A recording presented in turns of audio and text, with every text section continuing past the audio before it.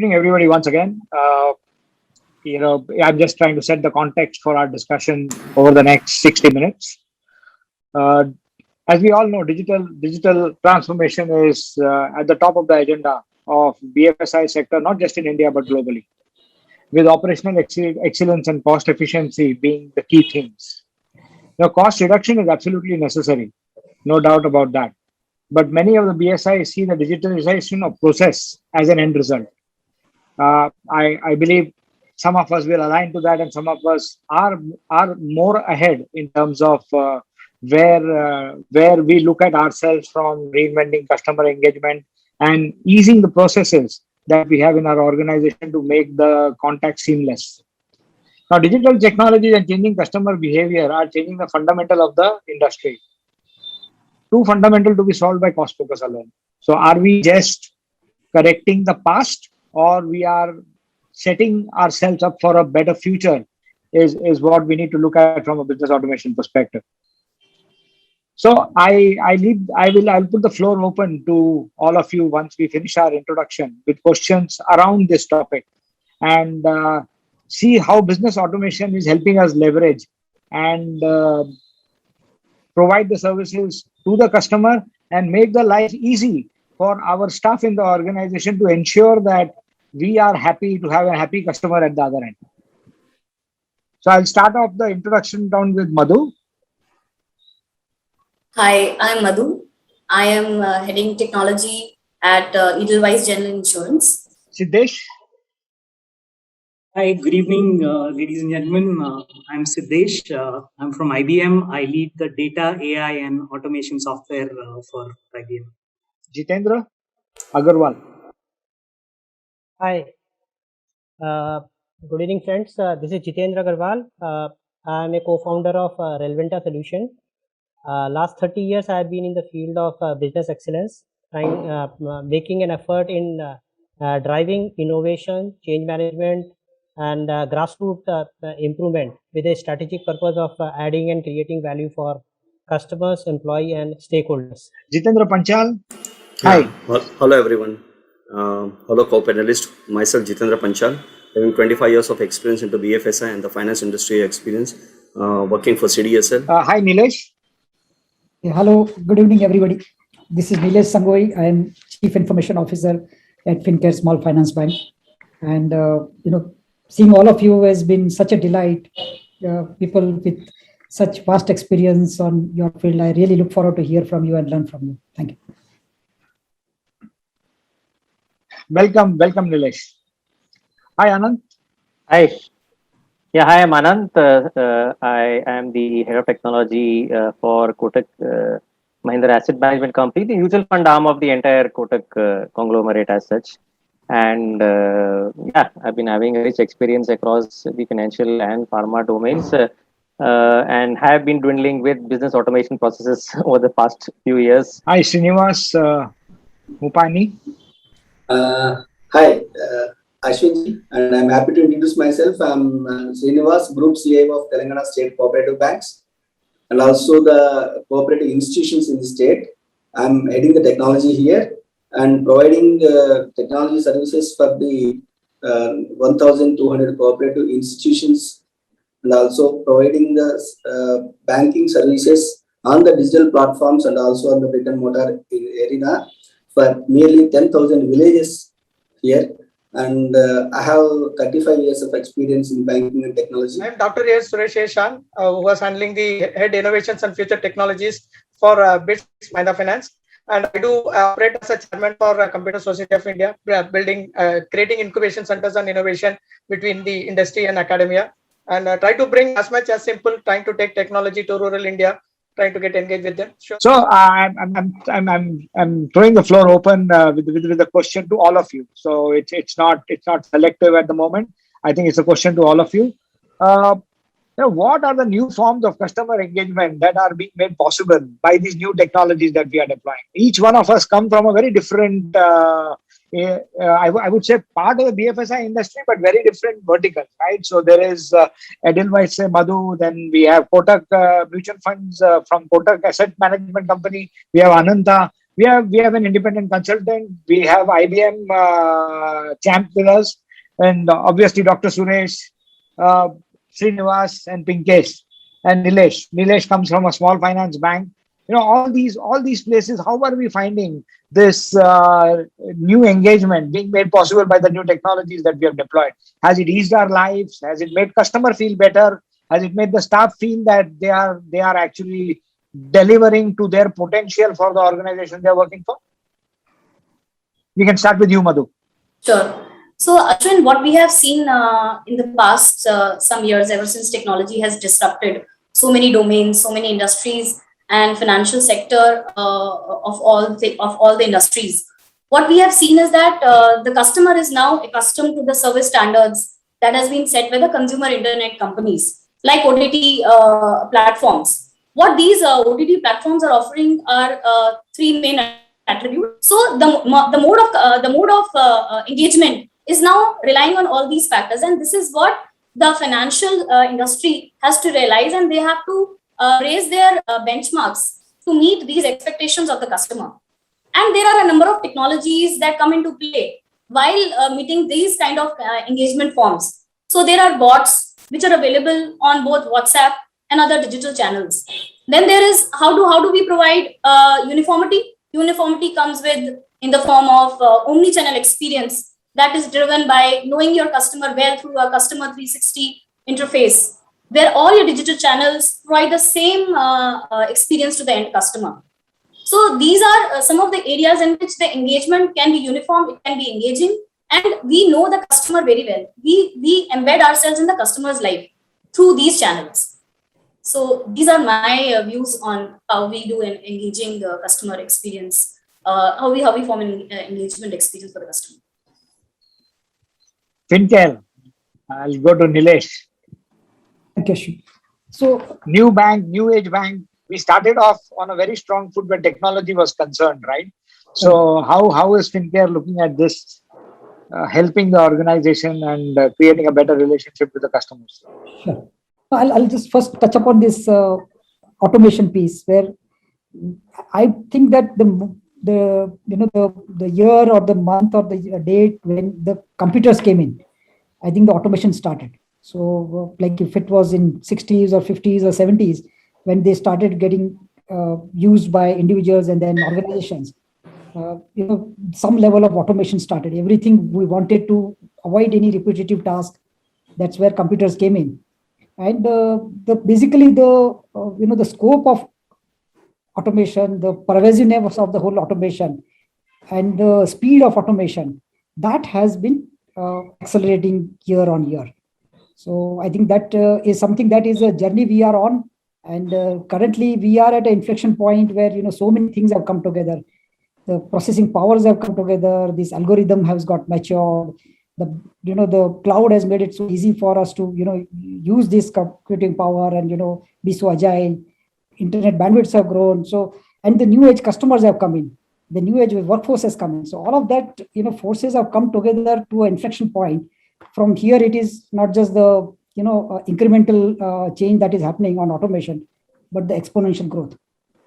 So I think you rightly pointed out that people started automation from the perspective of cost, reducing cost.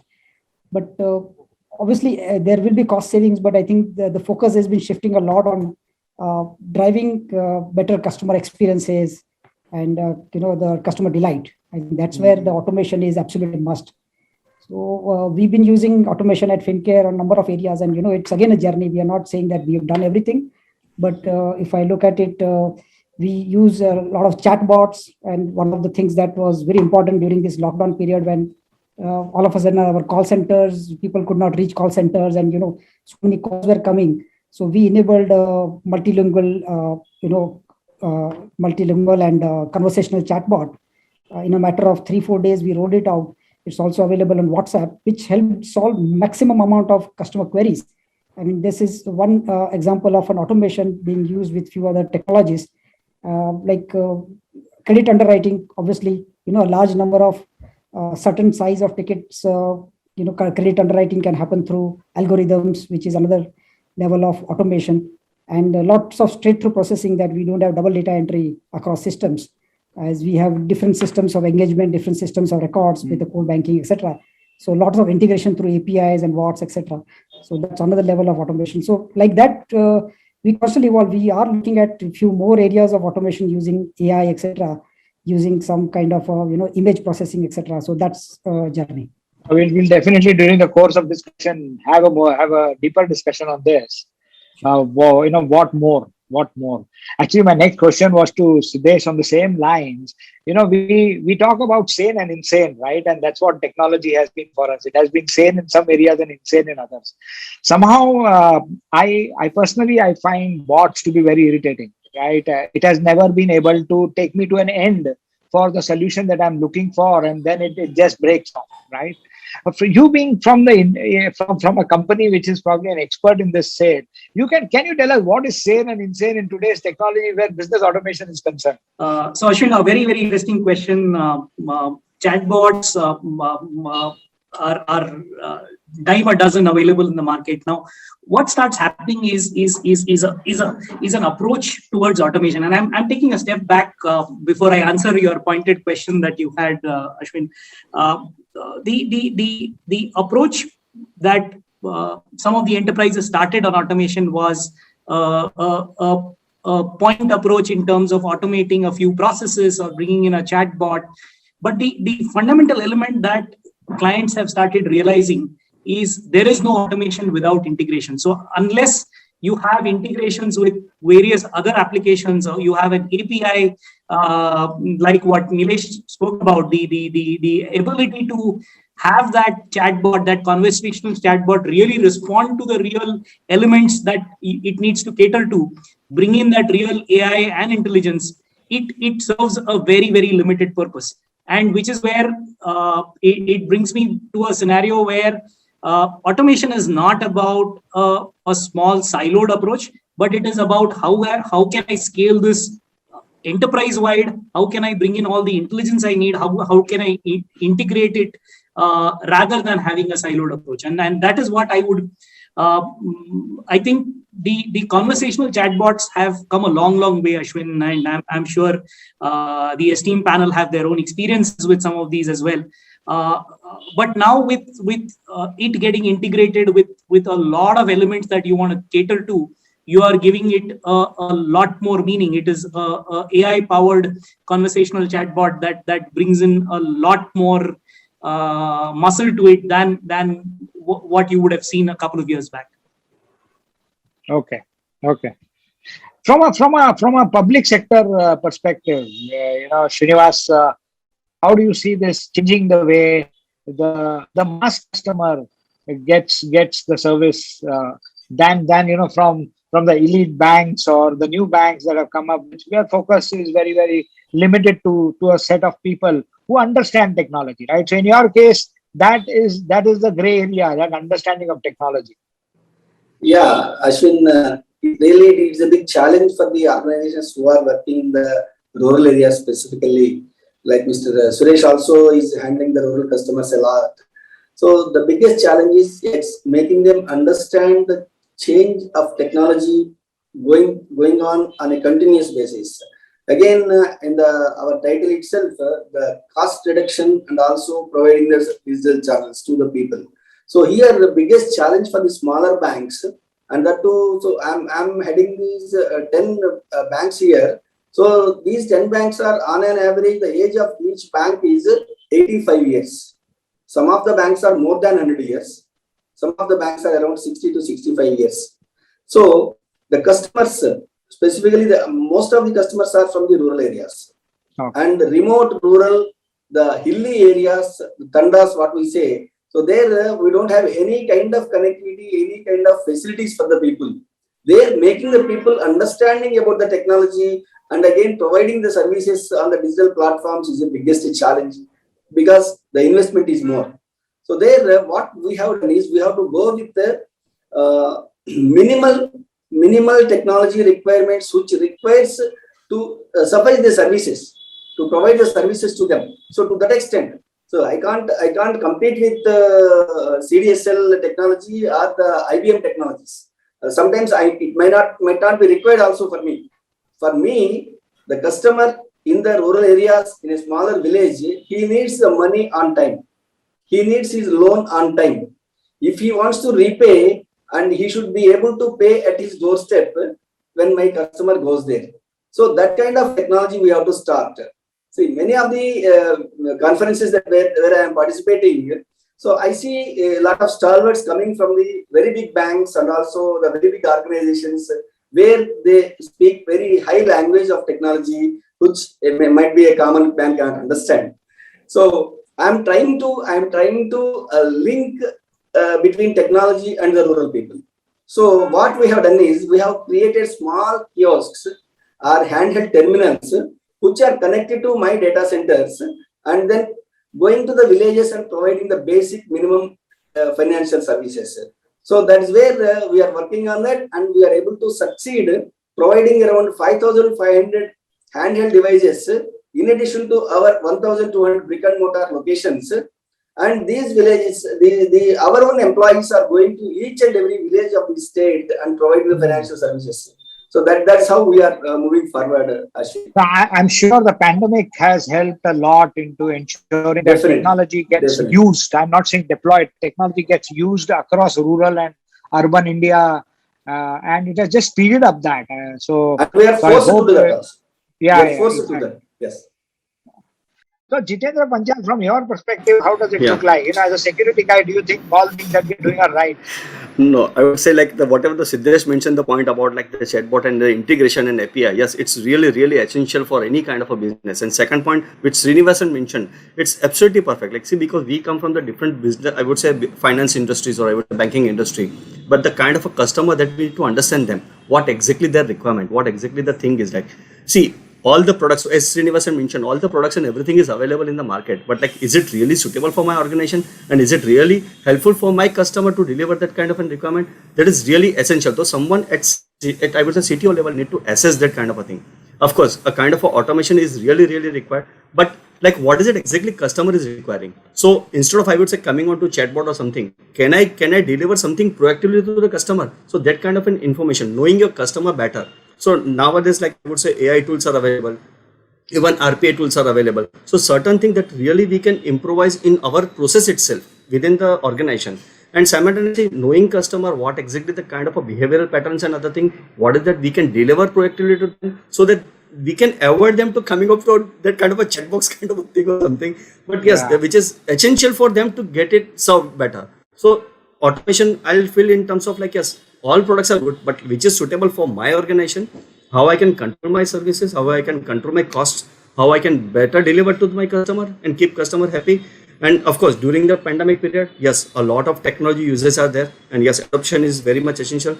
Now, being into finance industries, yes, adopting technology is, I would say, in the forefront. In the DNA of, I would say, CDSL, we are right now number one depository business. So yes, the kind of a demand in terms of technology, deliverables, experience that we are getting it's I would say it's a different ball game altogether.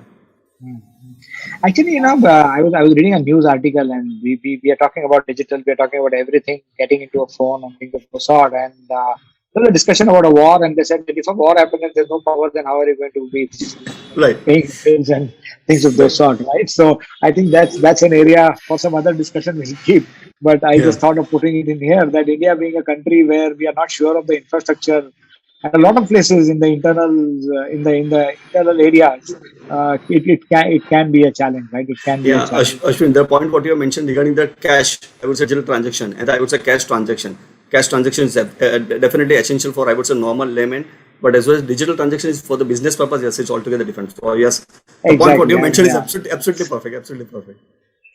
So, Dr. Suresh, with your exposure to very different set of clientele for so many years and research is carried out, what is your view of where we stand in this whole thing? Yes, sir, let us see the basics from Indian perspective. As you all mentioned, we say e-business in India is less to do with electronics, more to do with emotions. Until the technology takes care of the emotions, like we can't just survive, we can't put it out. And the COVID has taught us So far, we are focusing, majority of the technology was focusing more on the corporate digital, where we are keeping the stakeholders and the internal users happy. Even automations are more focused on the stakeholders and the internal. That's where it was focused. The corona has taught us to say like the corporate digital is moved from corporate digital to customer digital, where every individual customer is now treated as corporate, and every individual customer is trying to operate as much as the way they would want. So in our case, what we thought of getting into a cloud model of having something of a public cloud or a private cloud. We realize something of more potential what we can make in rural India, where the challenge is electricity, connectivity, and resource availability in the last mile. These three challenges continues in rural India, whichever maybe it is, and other peers would agree with us to say like the more you go deeper, the more these three challenges are given. You have to take care and you have to keep on trying to operate from it. So what we thought is we created something called community cloud, which works on online, offline, which enables the customer to create a tag of earn to pay. We'll make you to earn so that you pay for us. It starts with all the amenities what that particular business of that rural customer wants. If he's having a kirana shop, what all the things required for the kirana shop, and how the same thing comes as a supply and demand. Even if he takes a buffalo for example as a loan, what all the milk products attached to that so that he can create that survival of earning. Because rural customers are very clear, they don't want advice, they don't want money, both they have it. They want proper channel in terms of how they can utilize, how they can take it to the next one. That's where even banks still struggling when they get into the rural India, how they can try to operate. When they go get into closer points, like every small thing we introduce as technology, they try to see it as a different way because they do it in day-to-day practice. So in our case, automation, what we say proudly, we have introduced something called astrological message, which will even create an IVR part of the receipt when the customer pays, especially the transporters and the farmers. It will say, being an Kanya star, you will get your money back. So that small common message in his local language gives him more confidence, and if he gets it, he try to map with us. And you know very well in rural India, again, nobody has a date of birth.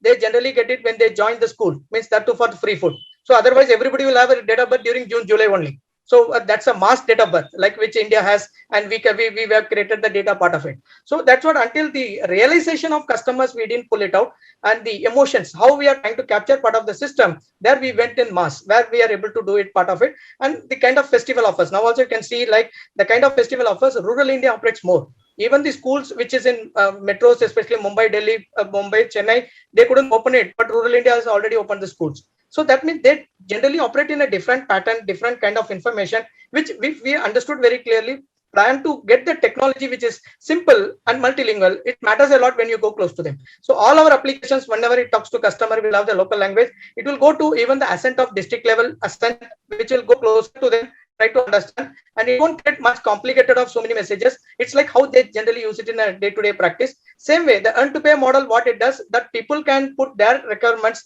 their demands part of the technology, which gives them more comfort, try to utilize for it. So we have seen almost 8 million customers they are trying to utilize internally, even though they can't speak English, they can't use it out. Using the multilingual, they are able to send the SMS, they are able to make it out. During even COVID, the kind of beyond EMIs, they are able to run the business, they are able to create as much as the productive information to send it to the nearest locations. So they avoid even that wastage of the same, misuse of the same, and trying to protect, try to data. That's what I started saying. It's more to do with e-business, which is less of electronics, more of emotions. If you're trying to cater it, and corporates do follow patterns and trying to get closer to them, the engagement gives more comfort part of the technology. And I can proudly say like more than 20 lakh customers during that time, they try to even benefit during the floods and other information, trying to coordinate using the technology, even though it's offline, online, trying to connect with our employees, how Mr. Srinivas Karu told, like people do go to the interior parts, they try to connect, they try to get them that simple way of taking money. The more the thing is what they are able to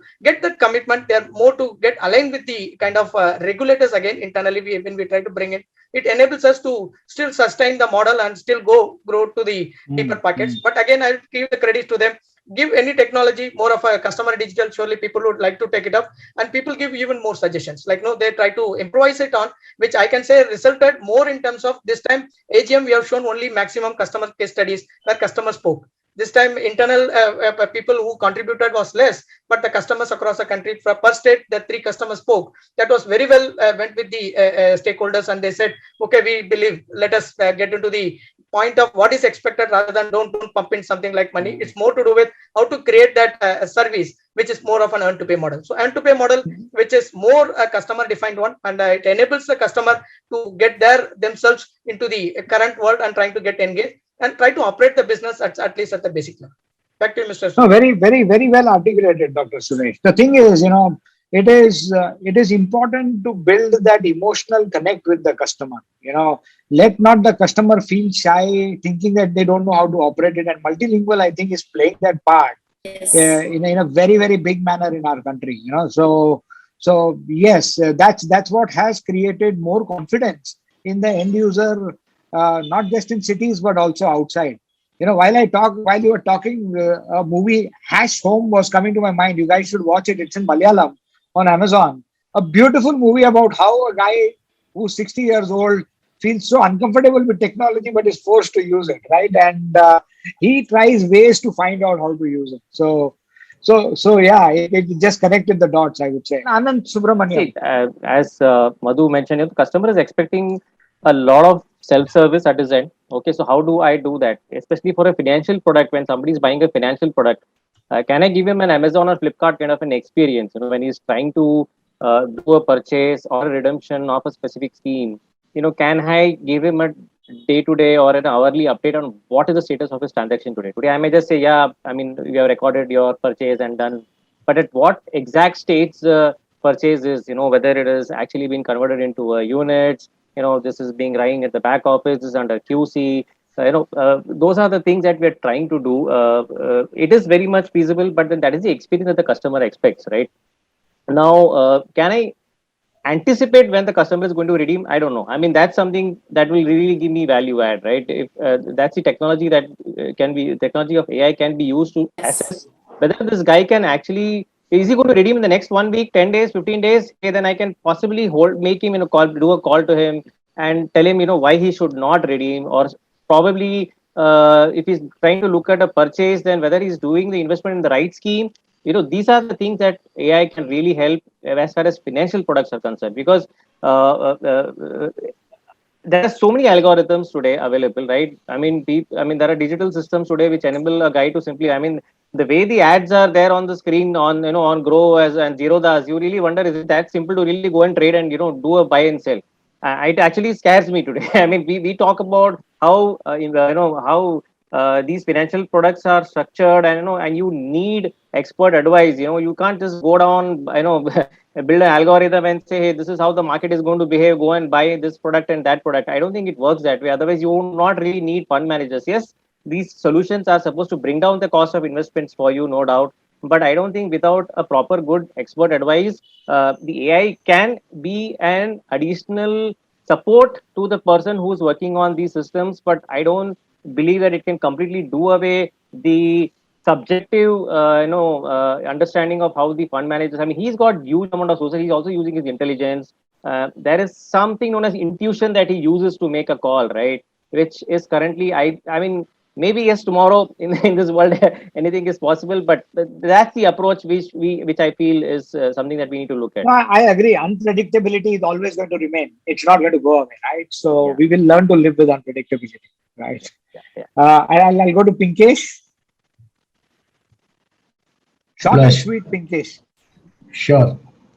So from we are CRIF is we work on creating something which our clients normally use to automate a lot of things. For example, the way Anand was saying, fund manager and all, like, so we normally create some products related to personal finance management or business finance management. So we have products like that to automate, to give customer a better experience.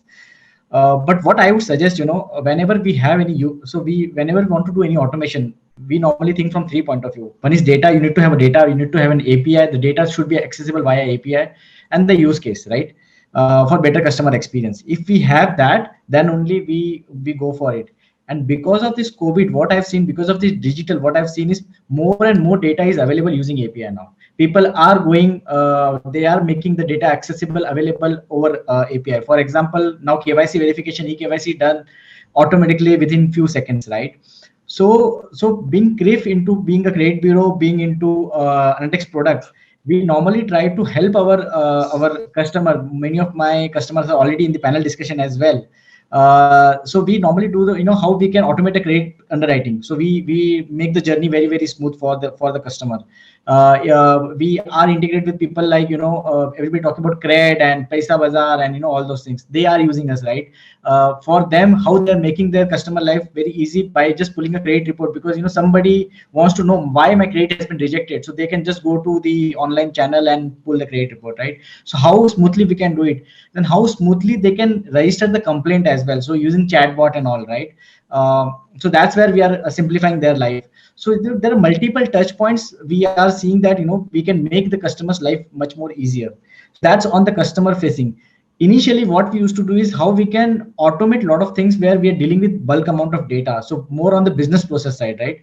Where a lot of manual process used to happen. Okay, the email has come, customer complaint has come. Now somebody will look into it. Then we will act on it. Now nothing is there. There is a bot who is reading the mail, what kind of content is there, and replying automatically to that mail. Those kind of automation we are looking at it now. We don't want a person to sit 24/7 in front of the laptop and replying everything, right? So there are so many things industry is doing. We as a CRIF are also doing, and and I think this will further increase because of COVID. Now we will do more and more automation. Rather than whenever we want to develop anything, we will start thinking how I can automate more and more, Ashwin. So that's going to be my answer, a very small one. Jitendra Agarwal, in your journey, how many customers or whoever you have consulted with, do you think that are at initial stages or at a very matured stage or just in between types? So let me put across, I am right now in a transition into a consulting stage. Maybe a quarter back, I was in a very active role in a life insurance company. Last 10 years, build from scratch a larger part of the process excellence part of the journey. Now we need to really reflect back why we are doing what we are doing, either in an insurance company or a banking or maybe any of those organizations, be in an ITS side of it. So fundamentally, what has happened is all along, we have been really taught that customer is the king and customer centricity is what is really required. While that has been emphasized, but less has been really practiced. What has been instead done in terms of building the processes and the practices have been more on expected was CTQ, what is critical to customer or critical to quality, but organization has actually reflected upon what is critical to business. And as a result of it, a lot of investment have gone in, right kind of a business modeling and strategy meets and discussions have happened, and an architecture accordingly has created, which created a legacy systems. And in an investment of a huge nature, whether they are scalable, that's a question mark, and that's what is getting into the reinventing in last couple of years. Having invested this legacy bit, I have my own views on this, right? We keep on talking legacy, but tell me, so many new banks have opened up, so many, which bank has gone for a non-legacy platform? No bank has gone for a non-legacy. You cannot exist without a legacy platform. The same as with insurers. Absolutely. Right? An old system on a mainframe is the backbone of insurance sector. So I think legacy and non-legacy is something which has nothing to do with business automation at the moment. It's about how you're integrating. That's my. You are right. 2 cents on this. The backbone is important, and the legacy systems are important. But the flexibility to meet the future requirements, and that's where a non-invasive nature of interventions is where the actual automation role is getting played.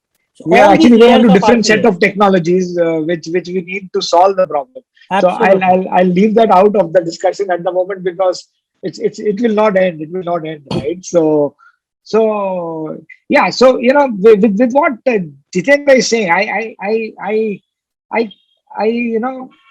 I think that it is right. And definitely in the new era that we are in, we see a lot of use of AI into determining how we take the steps that we need to take to reach the goals, right? So this question is directly to Siddesh because I mean Watson is what they came out with around 4 to 5 years back, right? And there was a lot of hype and noise around Watson. And as I see it, it's now being used extensively in the medical industry. more than the banking industry, because everything you would find used in the BFSI first, right? But medical is making full use of it. So, Siddesh, what is your view on how is AI proving to be an accelerator to automation? So, Ashwin, when you look at automation, the piece that has changed over the years, over the last 1.5 to 2 years, to be precise, is that AI-powered automation is becoming the backbone of any automation that you talk about. And let me go a little deeper on this. What do I mean by an AI-powered automation? It's basically it's about you doing a process mining, you analyzing the data patterns, you analyzing the application operational data from your applications, as well as your logs and alerts from your IT, combining all of them to identify a pattern, being able to use AI and machine learning to understand the relationship and the correlations. And you define baseline KPIs using that. And that becomes your starting point to even figure out and get your teams to decide what are the processes I need to automate? What are the elements that will give me, which will align to the business objectives that I've set for the organization? So that becomes the starting point for a lot of this. And let me give you a few examples of live examples of how this is happening. This is a general insurance company that has done vehicle damage assessment on a mobile. I'm sure you've seen it in multiple, but this is something that's live for about 2 years. In Gurgaon. So on a mobile image, you can gauge the vehicle model. So if I'm looking at a Honda City, the left rear fender of the Honda City, based on a mobile image, on a mobile app, I can gauge which car, what part of that car, as it appears on the parts catalog of the insurance company, classify that damage into categories of damage, and bring in the associated part cost and the labor cost. In fraction of a minute, you are able to give a claim assessment. And the company for the last 8 months went and announced that for any claims below a certain threshold, there will be no surveyor, no assessor. It is credited to the customer right then and there.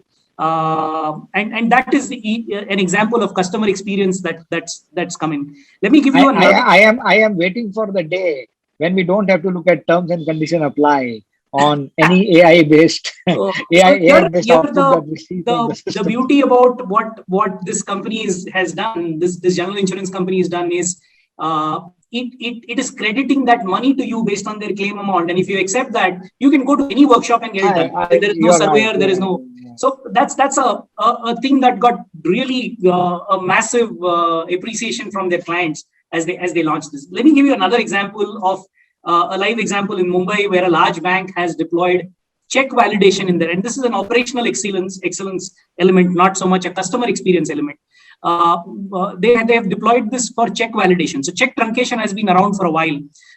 You have the NPCI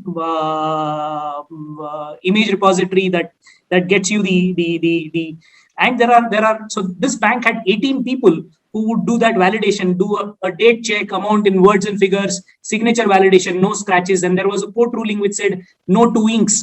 Now all of this has been automated as a process. There is an OCR which does the keying into the core banking. There are deep learning models that do validation of amount in words and figures, the signature validation, and all of this is an automated process. They do about 2 lakh checks in it's a batch process today, no technology limitation, but the backend of NPCI gives it as a batch process. So it gets done, about 2 lakh checks get done in less than an hour. These 18 people who used to do it have been redeployed to some other jobs. This whole process has been fully automated. There's only one gentleman who now comes in. If the accuracy level falls below the thresholds defined by the bank, does a human come in to do the validation? So these are live examples of how pandemic really pushed a lot of clients to deploy this in live examples and bring in a lot of either bring in customer delight or operational efficiency. These are the two key elements. You're right. When this check truncation thing has made life so simple for the banks. Right. It has definitely. So I mean, this is a layer on top of it has cut down that 1 day clearing cycle. So from 2 days, it has got it down to 1 day and things of those sort. So this is a step above that, which is the validation piece. The truncation was there for about 6-7 years. Now, once even with that, there is a manual keying into the core banking system. There were banks. I mean, I working for Stancy, we would do all the validation, automatically, matching the signatures and things of those sort. And I'm talking about 2007, 2008 actually. So you're right. It did ease a lot of thing on the clearing teams, who would always be sweating on ensuring that the clearing went out on time, right? Because that was an RBI mandate. Otherwise, you will go and stand in front of RBI to explain to them why the delay is. So point taken. Very true. Probably a 2-line answer for this question I'm expecting from everybody. So nothing. It's about our dreams and our corrections, right? So what do we dream and how do we correct? So what are some of the biggest changes that you see coming in the future for automation, both in short term and in long term? Let's say 5 years or so. Just 2 lines each. What comes to top of your mind as something that you intend to do in the short term and let's say over a 5-year period? So I expect, when we talk about automation, obviously, as Siddesh has been mentioning, it's not just the customer side. There's a lot of work happening on the internal teams also. So a lot of process automation is happening already, and definitely it's going to bring about a lot of efficiency and productivity. It's going to be a continued process where we are only going to be keeping on learning based on how the technology is evolving. But things are going to be happening. We don't expect people to be going out of jobs, definitely, as they will be redeployed in so many other areas. But it's an ongoing thing. We will be doing a lot of things automatically, and unless you don't have a niche skill set, it's going to be a challenge to be finding a job. So honestly, people going out of job was not in my mind at all, because in the last 31 years, I haven't seen anybody lose job because of automation. So we can leave that out in our thoughts as leaders. But that's one of the fear which people have, and I don't think that would. I think as leaders, we need to ensure that the fear is put to rest. Yes. How about you, Madhu? So I think so. Right now, as I think so, Siddesh just said, he spoke about motor claim automation with AI. There is a flip side to it, which is there are claims which are fraud claims which are reported. How do we detect that? So isn't that the job of AI to detect? They have to. AI needs to be perfected, right? So Ashwin, actually, so AI has to play the role of it has to behave to solve to bring simplicity, but also to look to be the devil's advocate and see that yes, no fraud claim is reported. So both sides need to be looked at. In your area of operation, Madhu, what do you see in the next 5 years? I see AI being in every CIOs and CTOs, automation vision. AI driving that vision. I see AI predicting what would be the customer's next action. This is his past history. This is his current transactions. Whatever he is doing right now. So predicting what will be the customer. What will the customer do next? Predicting and probably prompting him, prompting him to do the next action.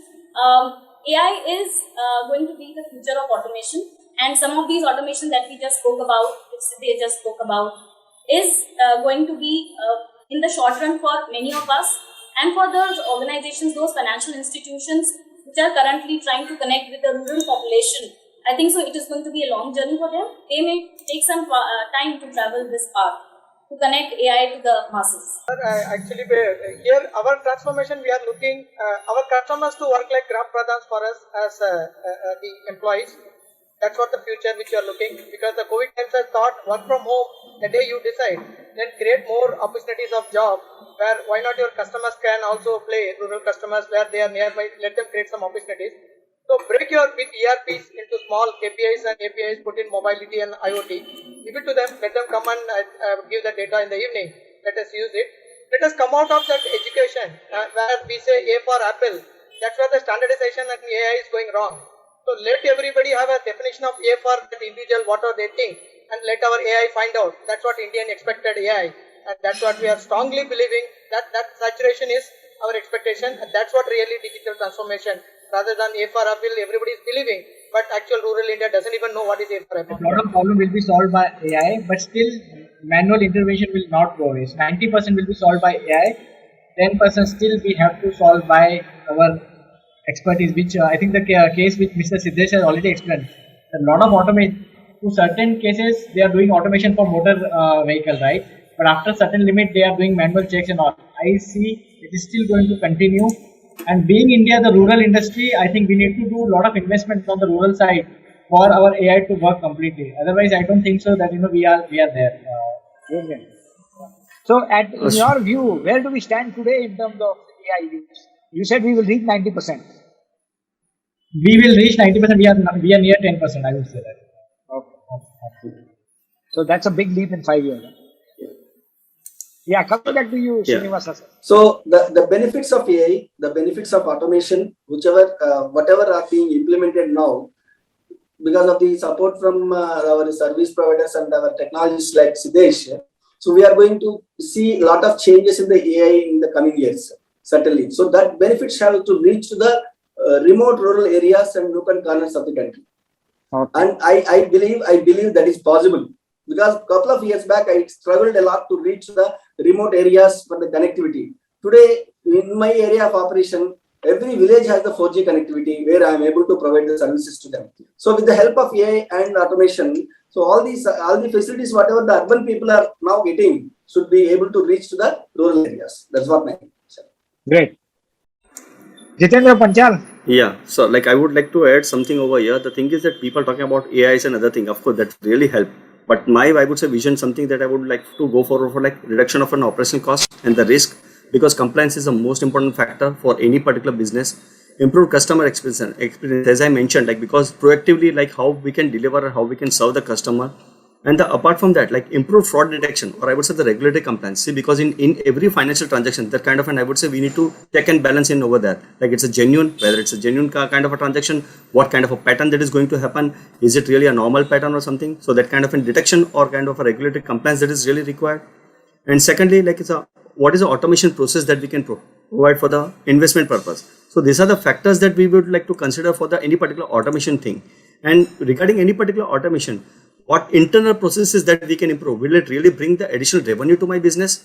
That is the most important factor. Is there any cost of saving with this which we are going to go for it? Does it really help my employee? Because even I need to work out for that, because see, banking industry is 24/7 nowadays. So like yes, it is really helping my employee also. Will it create a differentiated capability to solve the existing problem? And it is a regulatory requirement, or do I need to continue with my whatever the business is there? So is it a law or is it a regulatory requirement? And at what cost that I'm going to do for it? So ultimately the cost factor and the business driving factor is really important for any particular one to think about it. Agarwal sir. I think it is pretty imperative that digitization has to be done, leveraging of AI has to be done. But the future is really lying on creating more of a vision and a audio AI, because people want to talk and people are there in terms of their images, their signatures are there at various touch points, be it at a Facebook, be it at WhatsApp. Now, each of those coordinates need to be really connected and it's to be really made effective in terms of a transaction delivery. So vision and audio AI need to be really made effective and leveraged. Whichever are the technologies which we have seen as a point solution and have created a benefit, they need to be really applied mass scale. And those mass scale will be with a fusion kind of a thinking. What I mean by fusion is that there is an end-to-end delivery for creating a simplification of a journey for the customer, rather than just talking about that a great success story created on a small silo, on a operational metrics. It has to be having an impact to the customers, and the moment that customer journey impact is there, it will be reflected in terms of right kind of a metrics for a business side of it. And obviously, when we really connect these dots, the security aspects of it, the compliance and risk aspect need to be really knitted from the rule perspective, in terms of exceptions perspective, and they need to be really solving the problem once for all in a irreversible kind of a change. And everything need to be really get into the cloud rather than building a larger infrastructure and an investment which is actually a toll. Separate discussion. Cloud is a huge topic, right? Absolutely. And it's raining heavily in Bangalore. Absolutely. So build everything around cloud and build those capabilities which are cloud enabled in terms of be it analytics, be it in terms of. Obviously, you have to make use of what is coming your way in terms of elastic infrastructure. Right? But whatever you do in terms of an IT, what is really required is to really understand the processes, because process is the only connector which is there. And unless you really stitch the process right, you will never be in a position to meet the risk part of it, or in terms of an efficiency, in terms of an OTC experience or an STP experience for the customers. So then everything need to be reimagined, re-engineered and reinvented in that sense, at a platform level, at a project level, as well as a process level. Great. Nilesh. Yes. I think short So term. as a FinCare bank, you tell me, don't worry about the world. As a FinCare bank, what do you think is in the next 5 years is going to be the leap in this kind of an area? Where do you see? Short term, I think if we look at the customer focus, the way we see today's customers have now, lots of financial services available. One from, the big tech companies, like, all the FANG companies. Other side, there are lots of well-funded startups, and they are using, already providing many of these services that banks provide like ours. Customers' expectations have gone to a different level in terms of the speed of delivery, in terms of, lack of friction, in terms of the, reliability of the solution, in terms of the, self-service model. All of that expectations can only be fulfilled if you have a very sound, very strong automated backend. Entire your back office is, completely seamless. So I think that's going to be, short-term priority. The long-term is going to be automation is going to bring the new business models. I think that's where, beyond it will go beyond the, the cost saving to customer delight to finally go to the new business models. And 5 years is a long time. I think lots of new business models will emerge, including our bank could come with new things where, automation could help us to develop new business models. Honestly, in this kind of a chat which is more related to AI, we should have had some young guys also into the chat, because we all come from a generation where we have seen this leap taken from a technology perspective from where we were to where we are today, right? Somebody who's a millennial will be able to tell us what you guys are talking is all very old. Let's talk something new. Maybe next time we should look at a good mix. Suresh, I kept you on purpose to speak last on this. The reason was, what you need to tell us is what is IBM's vision for the next 5 years in its artificial intelligence journey. What are we expecting in year 1, year 2, year 3? Not in the nitty-gritties, but the change that one would see happening in the tech space. So Ashwin, I think a lot of the panelists already alluded to this. A lot more AI infused automation, and we are already seeing that happen. But the scale of AI infusion is only growing in terms of how it can really make a difference from a customer experience or an operational efficiency perspective. The second element is the scale of automation is going to grow. It is moving from a siloed approach to an enterprise-wide approach, and which is where the API economy is playing a very, very big role. Your integration across the enterprise as well as your partners and your customers. So that is a next element which is building up, and you have started seeing a lot of customers already take baby steps in that direction. The third, and that's a very important point, and that is what Jitendra Agarwal sir alluded to. The aspect of the hybrid multi-cloud, a lot of clients moving on to the cloud, and cloud you pay for every additional resource that you consume. So automation on the IT infrastructure side is moving from and it's happening today as we talk. It's just that the scale and it getting embraced is going to grow very rapidly. So it's moving from application performance monitoring to application resource management. And let me give you an example of what I mean by when I say that. So when I am running an instance on AWS, And what I typically buy that on a reserved capacity where the rates are far more aggressive than the typical capacity upgrades they sell at. What clients have started doing is deploy resources as the application demands. So you have a automation tool that does application resource management. I'm going to give it memory and cores only when it needs it, and pay for it only when I'm required to pay for it. And so that's the new paradigm that's coming in on how do I manage my IT resources and pay for the IT resources only at the optimal level and keep my public cloud bills at the bare minimum level. And that's what the next wave of automation has just begun. It's already begun. There are application resource management capabilities that we bring on the table, which lets clients customize not just on-premise resources but cloud resources. These are the three broad elements I would say are shaping up the future for automation, both short as well as the 5-year window is probably an evolution of the elements in a lot more evolved form. But these are the three broad areas. I always love to be the devil's advocate, right? Because it's while everybody is talking about AI being great, AI being the next this.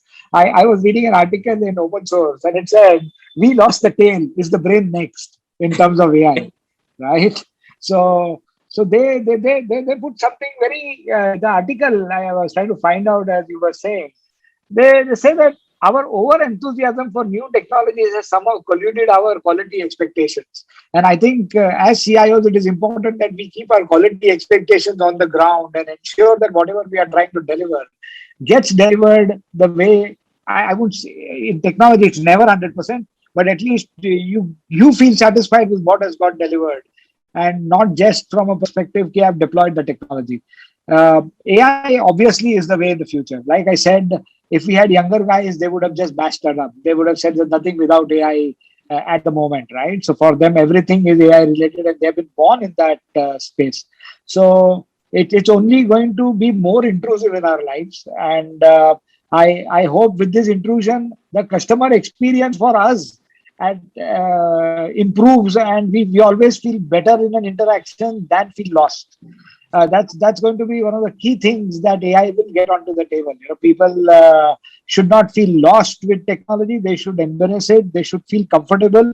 They should not be forced to embrace, but they should feel comfortable and they should embrace. And that's where the emotional connect will come in, and AI is going to play a big role in that. Hey, thanks everybody. Thanks everybody. Beautiful inputs. I take a lot back from this session.